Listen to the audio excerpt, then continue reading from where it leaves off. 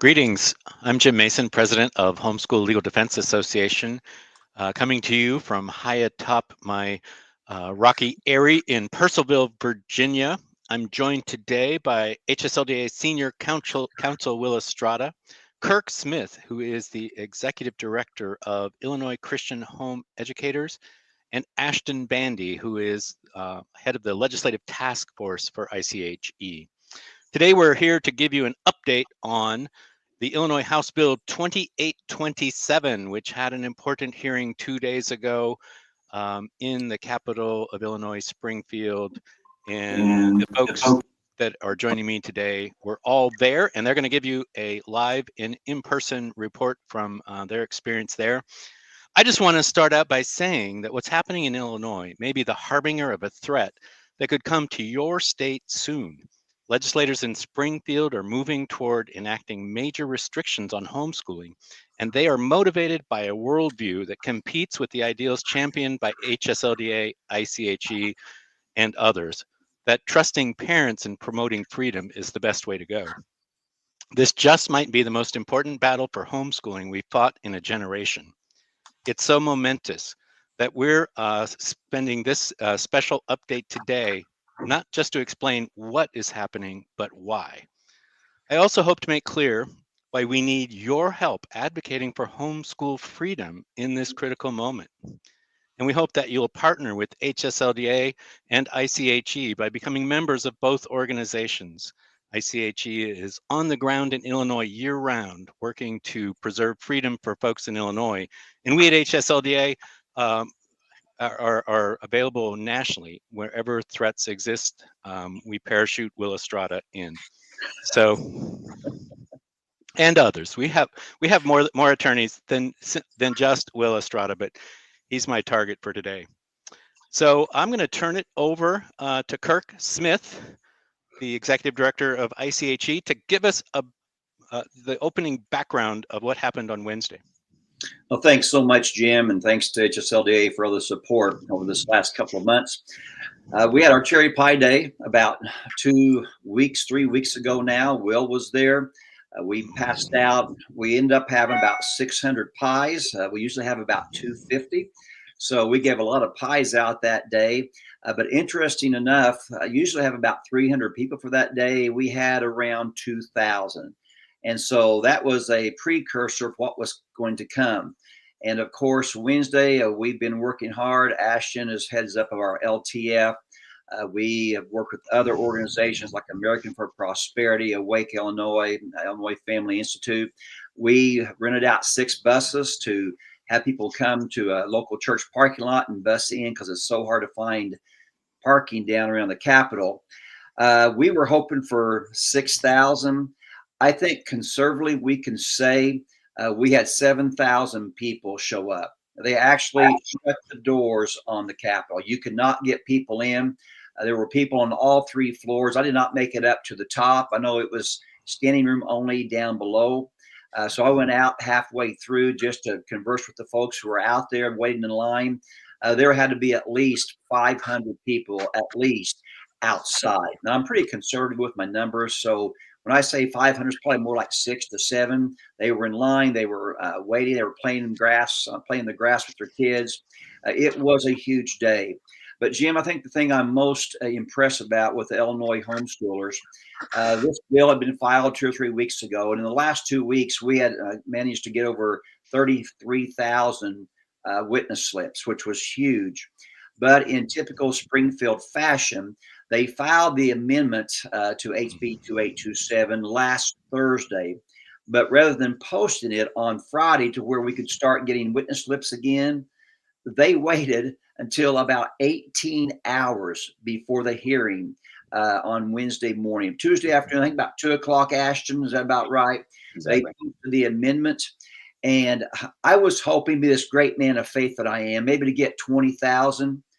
By the time the committee hearing was over on Wednesday morning, in less than 24 hours, we had 50,000 witness slips. And then those rascals, when they introduced the bill, they went back and used the previous day's number, the 33,000, rather than the 50,000 witness slips. Welcome to politics in Illinois. So But Kirk, I just want to interrupt you there because our the opponents, the people who support this bill, they also had 40 or 50,000 witness slips, right?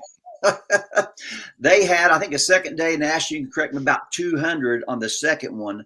The first day they had, or the first bill, when it first came out, they had about less than 800. And what was interesting about that, Jim, a lot of those were out-of-staters. Very, very few were in Illinois, and plus there were a few homeschoolers that put their they clicked the wrong button and they became proponents instead of opponents. So I think in Illinois, if they had 300 to 350, they were doing well to push this bill through. But we had on the light side 34,000, but realistically we had 50,000 witness slips. See, I'd like to turn it over to Senior Counsel of HSLDA, Will Estrada, to give us the nuts and bolts of what this bill would do to Illinois homeschoolers. Well, thank you, Jim. First, I want to start off by saying that it was nothing short of incredible being there on Tuesday and Wednesday. I was doing some meetings with legislators Tuesday afternoon, and the phones were ringing off the hook in the offices I was in. And every time the staffer would pick it up, listen, and then say, yep, he's opposing that bill or she's opposing that bill. Thank you. And I would say homeschoolers, and the staffer would just say, yes, another homeschooler. I didn't know there were that many homeschoolers in the district.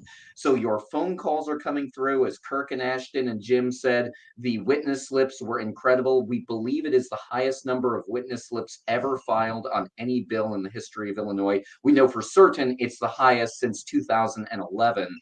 The only other bill that came close was a vaccine registry bill from a couple years ago that had about 35,000 witness slips filed against it. So incredible. And then, of course, the numbers that were there. It was all really ICHE. And so I just want to take this moment publicly to say thank you to Kirk and Ashton and Jeff Lewis, who for some reason has actually a job and he can't come at the drop of a hat and be on this live webinar. But their work, really, since the ProPublica story came out in June of 2024, so almost a year ago, their work behind the scenes to prep for this moment, and then of course since the bill came out, is incredible. Lining up the buses, lining up the churches for you to come and park at, getting permits, building relationships with the law enforcement, with everyone they needed to. None of this would have been possible without the work of ICHE. And so if you live in Illinois, I encourage you to join ICHE. You can also donate to ICHE and support their work because they have just been an incredible partner in this work. So what would HB 2827 do? The first version, the version that was introduced by Representative Tara Costa Howard on February 6th, was 45 pages long of unnecessary, over-the-top draconian regulations on homeschoolers. They were like, okay, we've heard the concerns of the homeschool community. We'll introduce an amendment version. So that came out either last Friday or on Monday. I can't remember exactly when it came out. And that was 60 pages of over-the-top regulations, draconian regulations. The interesting thing was on Wednesday, the sponsor, Tara Costa Howard, kept stressing there are 12 states where you don't have to do anything. Illinois is in that. We're in bad company. There are 38 states where you have to do something and have to file things. She's kind of right. There are 38 states where there are regulations and filing notice. But the interesting thing is not one state makes it a criminal penalty to forget to file your paperwork. And I stressed that several times in the hearing. Aziza Butler from Chicago, a homeschool mom and former Chicago public school teacher, she stressed that this bill would make Illinois the only state in the nation that if you don't file your paperwork, you've got a 10-day grace period, and then it's immediate truancy proceedings. And we are hearing that is deeply troubling to particularly the Latino legislators and the Black legislators in Illinois. There is a lot of concern among them. I've been talking to some of the people on the ground, and there's a lot of concern. They feel that Tara Costa Howard and the supporters of HB 2827 did not come off well in the hearing, and they're deeply worried, particularly about those criminal penalties. And then well, also, let me interrupt you for a second. So the bill makes it a crime, a misdemeanor, if a homeschooler forgets to turn in the paperwork on time. I've worked at HSLDA now for almost 23 years. You've worked here for a long time. School districts never lose paperwork, do they? I mean, school districts protect paperwork. They don't have data breaches. No, who are we kidding over here? We just saw in Pennsylvania where families have to turn in immunization records, or at least school districts have argued in the past that families had to turn in immunization records. We just had a school district lose medical records and then send them to the wrong family. And Kirk and Ashton, wasn't there recently a major data breach in Illinois public schools? Yeah, actually, it was just my understanding is that the investigation's been ongoing, but it was just recently broken by, I believe, the Chicago Sun-Times, where about 700,000 records affecting students back to the 2017-2018 school year were leaked. And so, yes, the fact that they want to gather all of our data on me, on my kids, I'm a homeschool dad, does not give me the confidence. And I know gathering data, it's not a question of when, but if. But the fact that this is going to be something that they want to do, it will happen. Let me just tell a war story from a different state. One of the biggest cases I've ever worked on, we sued New York City public schools because Tanya Acevedo withdrew her child from the public school, filed all of the right paperwork, turned in a withdrawal notice, and began homeschooling in accordance with New York law. But the New York City Public School Homeschooling Office failed to process her paperwork.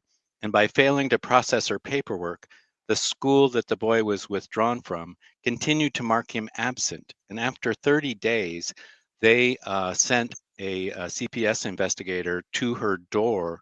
And when she called our after hours number, I actually took the call. And the CPS investigator was in the house in her apartment in New York City, wanting to interview her child, inspect her home, and she wanted to ask the kid some questions about school. And I was able to talk to the investigator and say, look, we can clear this all up. She's done all the right stuff. But then we sued New York City for their failure to follow the law and properly process the paperwork, and ended up with a consent decree that required New York City to clean up its act. And for 2 years, they had to make quarterly reports to HSLDA. So this is a real big deal. Making it a crime to mishandle paperwork or to miss a deadline is, not a small thing. And I don't know about you, but I have missed paperwork deadlines in my life. And oftentimes I get a letter in the mail that's a gentle reminder, you forgot to file something. And I go, oh, I better get it done quick. And that's the end of it. But this bill wants to make it a crime when someone just inadvertently forgets to file paperwork. Not to mention all of the bureaucratic snafus that Will and I deal with. Our attorneys deal with hundreds of situations with these kind of paperwork issues with school districts all across the country. That's my rant, and I'll turn it back to you guys. Yeah, and on that note, one thing, and Will, feel free to correct me if I'm wrong, because you were in the room as well in the committee hearing. They really tried to emphasize the fact that they wanted educational parity with this bill. And I believe the statistic was brought up during the hearing as well, where in some parts of Illinois, there's a 40% truancy rate, maybe a 45% truancy rate. And so that begs the question, if this legislation was passed and they're all about educational parity, does that also mean that they want to introduce legislation and for the 40% of parents where their children are truant, do they want to give them a $500 fine and put them in jail for 30 days as well? So that came out near probably about the 2/3 into the hearing, and what was discussed was among Illinois school districts, there's about a 20% truancy rate right now. These are public school students, because in all 50 states, Illinois is one of them as well. If your children are enrolled in a public school, that's where they stay. And you need to submit written authorization from the parents. Sometimes it can get hairy if there's custody situations as well, because you need to get it from both parents, unless parental rights have been terminated or there's some sort of legal order saying we're withdrawing our child from the public school, we're enrolling him or her in a private or home education program. So these truancy rates we're talking about are all public school kids. But that 40, 43% rate, that is in Chicago public schools. I mean, these are incredibly high numbers of truancy rates of kids who are still enrolled in the public school and they are not showing up in school. We know from the reports in the federal government and at the state level that one of the kind of warnings of abuse and neglect is children who are truant from public school. And so, Ashton, that was a question that sort of came up, but there was not enough time spent on it. Illinois has this whole approach of we're going to come alongside public school parents where their kids are truant. We're not going to prosecute them. We're going to try and get them the support they need. And we're not going to criminalize more parents. Maybe they're having financial issues, or maybe their kids are scared of going to school in the wake of the pandemic, but we're going to support them and not prosecute them and look for lesser ways to get their kids back in public school. And then all of a sudden, you have HB 2827 introduced that's like, yeah, you've got to file your paperwork right away. We don't even care if you're actually educating your kids, but let's say you were on vacation visiting Yellowstone for your science side of homeschooling and you forget to check your mail or hold your mail, we're going to prosecute you. It's very hostile towards homeschooling. And that kind of leads me to an interesting moment that happened in the hearing room. Kirk was, of course, working with all the homeschoolers throughout the Capitol, but Ashton and I were there in the hearing room. At one point, there was a question raised of, well, why are we making homeschoolers file with their local school district? Because to Jim's point, this increases the likelihood of paperwork getting lost and then families being prosecuted. Why not we just have the filing go to ISB, the Illinois State Board of Education, or the regional offices?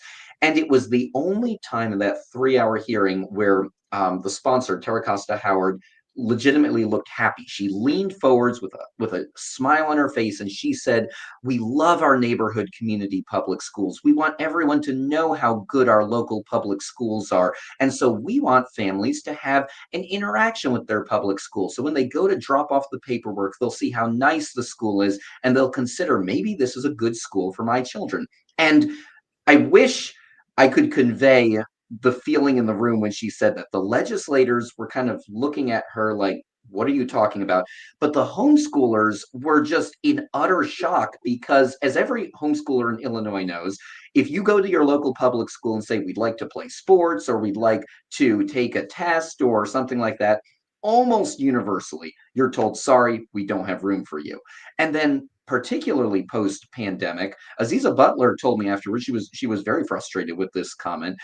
Many homeschoolers have seen how the public schools are. They know these community schools. They are not serving their children well. And so it was very, very kind of out of touch for the sponsor to go on this long speech about how beautiful the local public schools are. And we want people to have an interaction with them when homeschoolers in Illinois know about their schools and they don't want them. Will, what else does the bill do that could be problematic? One of the other main provisions is requiring homeschoolers to keep an educational portfolio. And the language is incredibly open-ended. It's in Section 25 and then Section 40. That Section 25 says that the Regional Office of Education or Chicago Public Schools can request these educational records at any point to come in and review and make sure that the education is happening and that it's commensurate with the local public school. There is no limit on how often this could happen. And one example is in Maryland. There are several ways to homeschool in Maryland. One of them is a portfolio review option under the local public school. Another way is under a church umbrella or house of worship umbrella. But the COMAR regulations in Maryland make it very clear that it can only be up to 3 times a year to do these portfolio reviews because they don't want to, number one, put too much of a burden on the public school, or number two, have hostile school officials basically harassing families. There is no limiting language in HB 2827. If a regional office of education or Chicago Public Schools wanted to, they could do monthly or even weekly portfolio reviews of homeschool families. And then Section 40 of the bill was billed by the sponsor as only applying if there's an active truancy investigation. But I went through it and said, no, it says at the very end of the sentence of the paragraph, and any other investigation as needed. And so that is open-ended language that is not just limited to a truancy investigation. The Regional Office of Education or Chicago Public Schools could come in and really do any other investigation at any time that they wanted to look at the educational records of homeschoolers, and I fear use it to harass homeschool families and almost nickel and dime their time. And that was actually one of the interesting parts of the hearing, because that led into a discussion of the intent of the legislation versus what was actually written in the legislation. And so it was very clear, and I appreciated how you pointed it out multiple times during the hearing, that this is what it actually says.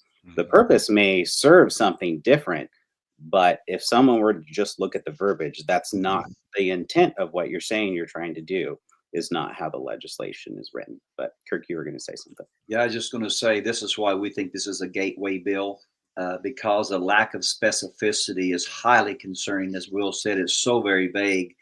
And I have a great concern about this term educational portfolio as it is written right now. And again, I loved what was just said there. We hear about intent. That's not the purpose, yada, yada, yada. And maybe that isn't even the purpose of the present legislators. Who knows? I have my doubts, but let's give them the benefit of the doubt. Down the road, it could be with somebody else because of the language. And so what you basically have here, you can have one district ROE said, oh, this is fine, what you have. And just across the board to the next district, the ROE can say, no, this doesn't suffice. So at some point, there has to be some type of standardization. I mean, it's logical. That's where this is going to go. What will that include? Will it include, a certain amount of LGBTQ agenda? Could it be certain limitations on curriculum? And of course, they'll say no, no, no, no, no. But again, the wording of the bill, it is so vague. It leaves a lot of interpretation. And for those of us in Illinois, a very blue state, that makes us very uneasy. Does the bill also enable follow-on regulations? Oh, it absolutely does. There's section 905 of the bill, and what it says is rules. The State Board of Education may adopt any rules necessary to implement and administer this act. If it had just said implement, that might have been one thing, but this is about as open-ended a grant of rulemaking authority as you could ever ask for. And there were some questions that were raised. I just need to say, Ranking Member Amy Ellick did such a good job in asking questions of both ISB and the sponsor, Representative Tara Costa Howard. And she drilled down on this and said, what sort of regulations are you going to do? What is this homeschool declaration form going to look like? And it really illustrated, I think, in my mind, how open-ended this bill was. Ashton, what do you think folks should be doing now while the bill?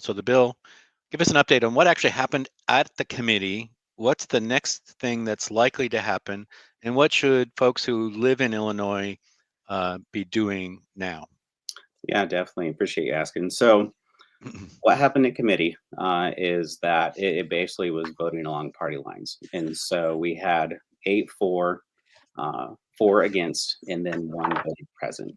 And I do want to call out Representative Fred Crespo, that we really appreciated how he talked during the committee hearing of just voicing his opposition and his concern, especially knowing his constituents over the 20 to 30 years that he's known these individuals. And so it's really important to continue to reach out to your legislator. If you know that they oppose the legislation, that's fantastic. We definitely appreciate that. And feel free to, even as appropriate, let us know. So that way we can be aware of those legislators that oppose the legislation. But for the legislators that do support the legislation, or that we don't know if they support or oppose the legislation, continue to make those phone calls, write those emails, but especially do in-person visits. So my understanding is that the week of March 31st, they are going to go back to their districts. They're going to be on break from there in the Capitol. And so be proactive, schedule those in-person visits with your legislators, both representatives and senators. We want to be proactive, and Lord willing, it doesn't go past the House, but we don't know for sure, 100% certain. And so we need to be aware of just potential steps that this might take. And so the first step, like we talked about, was that committee hearing. Our understanding is that Representative Costa Howard is going to present another amendment. And if that happens, it will go back to committee and be heard at the committee level. And so be prepared to go back to Springfield if that happens over the next couple of weeks. And so, but if that passes out of committee again, that'll go to the House floor. If it gets passed out of the House floor, it'll go to a Senate committee hearing. And if it gets passed out of the Senate committee hearing, it'll go to the Senate floor. And if there are differences even between the House bill and the Senate bill, it will then go back to the House for the House to pass at committee hearing, then at the House floor. And so there's still quite a journey that this bill could take. And once they potentially figure out all the differences of the bill, then it ends up at the governor's desk. And so definitely want to encourage people, don't lose hope. This was just one step in the process, and we have a long journey ahead of us. And so please continue to be proactive, to contact your legislators at the representative level, at the senator level, to voice your opposition to HB 287. And if I just want to, yeah, go on, Kirk. Sorry. Jim, if I could just really, Representative Crawford, he is a co-sponsor of the bill, and he was outside the committee door, and I walked up and introduced myself. Great guy. Really enjoyed the conversation. He's a Democrat. Great guy. He was only been there 3 months, and he just shared with me. He said he has really enjoyed reading some of the letters. He said, Kirk, he said it doesn't really touch us very deeply if it's just a cut and paste and send it out. He said if it's an individual story, and again, we don't want a novel, just a couple paragraphs about your personal journey. He said that's so much more impactful. He said at least for him. And so as you do email your legislators, I would encourage maybe just a couple of paragraphs, not too lengthy, just your personal story and how it's affected your family in a positive way. Well, that was an important point that he shared. I think he's one that I could see him changing his mind. Again, he's new, he's a freshman, but I know some are just dug in no matter what because now their name, their pride is on the line. But there's a lot of good Democratic officials who are really trying to wade through this. LaShawn Ford, a lot of areas I disagree with him on. He's a Democrat from Chicago. He has come out against it in several different sources. And so we know some of these men, some of these women are really thinking through this process. And so be kind, be firm, share your stories as you communicate with these legislators. You know, I feel very hopeful, and I just want to encourage everyone. If you've not, first off, if you've not ever shown your kids the Schoolhouse Rock, I'm Just a Bill, I'm Just a Bill, you should Google that and you should watch it with your kids because this can, particularly for Illinois home educators, be a very scary time. But it also is a time of where your kids are getting to see firsthand how our system of government works. And I would encourage you, don't be discouraged. When you go back and watch the I'm Just a Bill, you see that it's a long process. We are seeing legislators from both the Republican and Democrat side come out against the bill. We are keeping an internal whip count. We're not going to publicize it, but it looks like we were within single digits of having enough legislators on our whip count who are against the bill that either won't come up on the House floor, or if it does, it would be very close, or we might even win. And that is really because of one thing. It's because of moms and dads, grandparents, homeschool kids like yourself reaching out and showing legislators that homeschoolers are not these parental rights extremists like what the supporters of the bill are saying. They're people who love their kids. They love education. Homeschooling has been great for them. Those stories like what Kirk shared of people just taking the time to write a handwritten note. And so I encourage you, next week, the legislators are in Springfield for 4 days. So make phone calls, call your own legislators, your own representative and your own senator, and just ask them to oppose the bill. Then the week of March 31st, as Ashton was saying, everyone is back in their district office. So next week, when you call, ask to set up an in-person meeting. Bring a couple homeschool friends with you, maybe bring some work samples, maybe bring some older kids. When they think of homeschoolers, I want them to think of you and your family, people who have a smile on their face, who love your kids. You're not crazy, wacko people. You are doing the homeschooling because it's what's best for your kids. And ask them to oppose it. Share little handwritten notes. And then looking ahead, the week of April 7th, they are in for a full 5-day session. So really, these next 3 weeks are critical. If the bill does not come up for a vote, either again in committee or on the House floor in the next 3 weeks, that could really signal that we're winning on this issue. So encourage you to stay engaged, keep sharing information, don't be discouraged. I love the words of John Quincy Adams, our 6th president: duty is ours, the results are God's. So, Will, I just noticed in the chat something I wanted to address. There, one of the proponents testifying for the bill yesterday identified himself as somehow being associated with our organization, Homeschool Legal Defense Association, and left an impression, whether intentional or not, that with us, and that his first name was Tanner. I did a little sleuthing here. He was enrolled at Patrick Henry College, where our office is located. Graduated in 2010. In 2008, he was a summer worker as a student here, part-time. So that's pretty much, that's like a lifetime ago and far away. So whatever impression he gave, he certainly did not speak for HSLDA. And if you want to know HSLDA's official position, our senior counsel, Will Estrada, who also testified, gave a rousing rendition of our official position. And speaking of our official position, I introduced this conversation with a promise that we would do more than just talk about the bill, but maybe talk about where the motivation for this bill is coming from.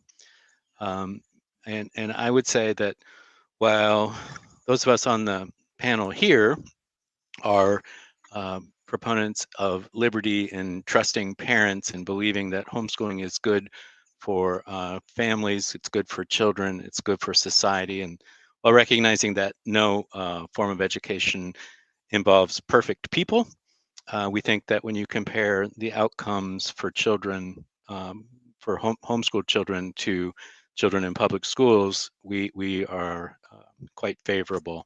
So where is the motivation for this bill coming from? Well, I would say one place it's not coming from that some folks are surprised about. It's not coming from the teachers' unions. I think they're being incredibly quiet about this intentionally. I've let Will kind of pick this up because he knows better than I. We think it's a small group out of Massachusetts who are reacting to poisonous situations, maybe their own poisonous minds, regretfully so. They're wanting to spread that to other places. Will? Yeah, so Kirk is absolutely right. This is a bill that was drafted and is being advanced by the Coalition for Responsible Home Education. Many of you have probably seen the joint CRHE, ICHE, HSLDA webinar that we gave a few months ago, where we joined with our friends at ICHE to go through the history of Coalition for Responsible Home Education. And if you've not seen it, probably Kirk and Ashton, we should schedule some other viewing of it again to remind people. This is an organization that was founded in 2013. They are a pro-authoritarian organization. Jim mentioned Tanner Lovett. Tanner is involved with Coalition for Responsible Home Education as well. And their mission is really to seek to curtail the freedoms that we have taken for granted when it comes to homeschooling, and kind of turn back the clock to the 80s and 70s and 80s, when homeschooling was illegal or very difficult in many of the 50 states.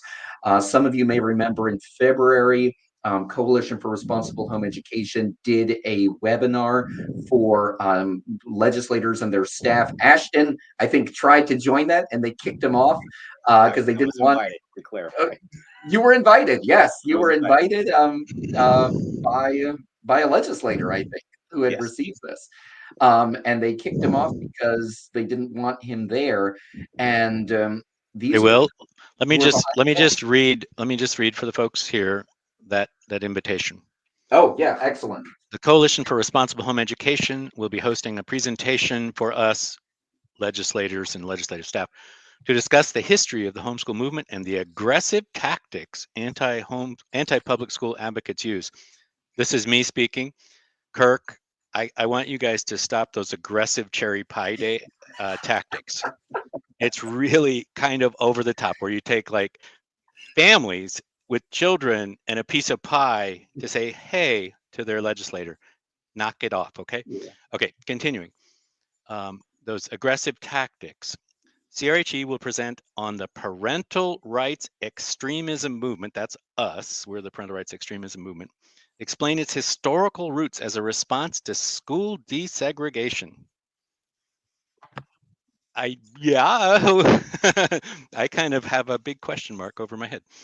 And describe the movement's current goals. These goals include total deregulation of homeschooling, book bans in public libraries, anti-CRT bills, and other measures against our public schools. I think I don't recognize us. When Aziza Butler testified against the bill, that kind of poked, that kind of was all the air went out of that balloon of who is opposing this bill. I hope you all saw Aziza Butler's testimony. She's a Black homeschool mom from Chicago. She and her husband have done so much for the homeschool community in Chicago. And she's actually also a former Chicago public school teacher. And she gave a very strong testimony of how her ancestors were enslaved people, and how this bill kind of coming after the Black homeschool community. There's a recent statistic, I'm going to just hold it up right here, that the largest growth in the number of homeschoolers post-pandemic has been in the Black community. I don't know if this is coming through, but it's in our brochure. What is homeschooling? It's from the U.S. Census numbers. And the incredible thing has been, just as moms and dads and grandparents who love their kids speaking out, it really just shows that what CRHE has been saying is not correct. And so that's what we're up against. So I saw some people asking who's funding them. I know Ben and Jerry's gave them some money, but the biggest thing has been this message of kind of a pro-authoritarian approach when it comes to education is picked up by people who share their worldview. Jim Dwyer, who's a professor at William and Mary, Elizabeth Bartholet, who's a professor at Harvard, ProPublica, which ran that big story that kind of started all of this. And so their kind of arguments fit in with this worldview that some in media and in other areas share as well. Yeah, that's a great point. This is a worldview issue.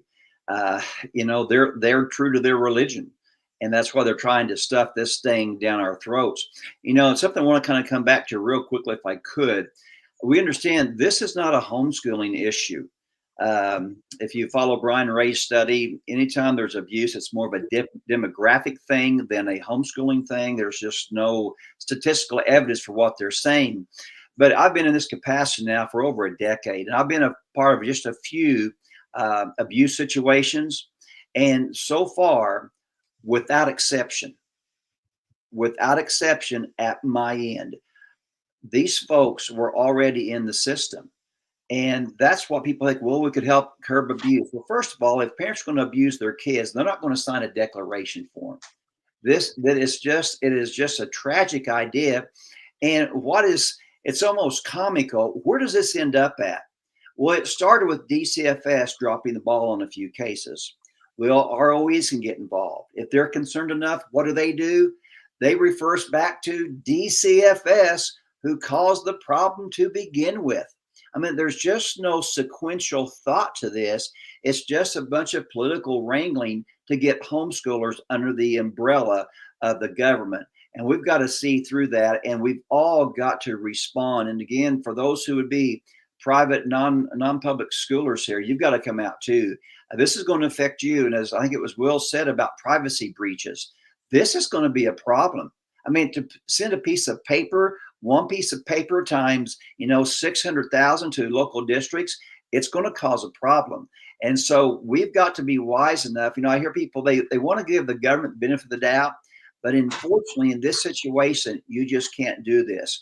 CRHE, if you read all of their propaganda, they're big on the LGBTQ woke movement. And this is a part of their agenda too, to get that pushed through. And so we've got to pay attention to this. And as other states are responding in the chat box, it's coming your way too. Now, obviously, Illinois is one of the most blue states we have in the union. And by God's grace, and we're praying so much that this will get defeated here. And I do want to say something real quickly. You know, whenever Moses went to deliver the people of Egypt, I saw a few people real disappointed about it making through the committee. It'd be like whenever Moses laid a snake down and the Egyptian magicians laid their snakes down, like, what did Moses think? Or when he turned the Nile to blood and then their magicians did the same thing. They were pushed back for a second, but God was just getting warmed up. And I want to encourage people, do not grow weary in well-doing, because God, homeschoolers, we're just getting warmed up in this thing, and we're going to fight it till the end.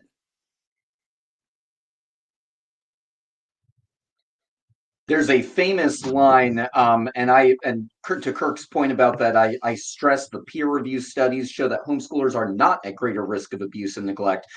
In fact, many families who homeschool, it's because their kids are being bullied or harmed in the public school system. But there's a famous line, I had it ready to bring up, but just ran out of time. It's from the case of Parham versus JR in 1979, a U.S. Supreme Court case, a liberal Supreme Court case. This was the Warren Burger Court, remember, that gave us Roe v. Wade in 1973. But here's what the U.S. Supreme Court said in Parham versus JR in 1979. The statist notion that governmental power should supersede parental authority in all cases because some parents abuse and neglect children is repugnant to the American tradition. And so we prosecute the people who abuse and neglect children. I stress that's what DCFS is there for in Illinois. But all of these cases, as Kirk said, DCFS had dropped the ball. And it's going to actually harm vulnerable children to have loving families like Ashton Bandy and Kirk Smith and others have to register their kids and be under the supervision of DCFS and the regional offices of education. The children who are truly at risk of abuse and neglect will be even more falling through the cracks, be under this overworked, underfunded system. I just wanted to add one thing too. I became friends with Chris and Aziza Butler a few years ago when Chris was running for the Democratic nomination for U.S. House on the south side of Chicago. And in his biography, he proudly proclaimed that he was a pastor and a homeschool dad. I thought, man, this guy could be an interesting guy to interview. After the primary was over and he didn't win. And that's when I learned what he and his wife Aziza are doing in outreach to the community around them for homeschooling and to help parents raise their kids in a more healthy way. They are rock stars in Chicagoland and around Illinois in advancing homeschool freedom. So this is not a partisan issue of Republican versus Democrat. All parents love their kids. Parents from all walks of life and all ideologies are discovering that homeschooling is good for them and their family. That's probably one of the biggest things that came out of the pandemic when the public schools closed and parents discovered two things: what was really happening in the public schools, and wow, it's actually kind of nice to have my kids at home with me, and many just continued the practice, and that cuts across ideological and religious lines in ways that are really, really amazing. And so the attempts to stereotype homeschoolers into one kind of obnoxious category are really, really misguided and wrong.